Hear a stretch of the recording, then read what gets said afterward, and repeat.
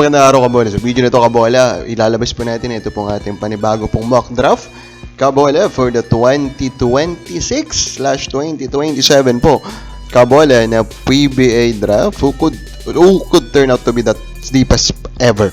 So mga hindi pa nakasubscribe, pakipindot naman po yung subscription button. First things first kabola, first we will talk about the reality kabola na ito nga pong paparating na draft as per Commissioner kabola is magaganap na po sa January 2027.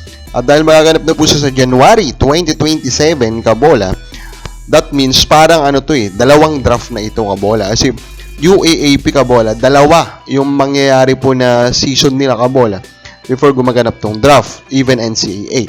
So sobrang dami kabola. Kumbaga dalawang batch to kabola ng mga college hoop players ang magiging eligible.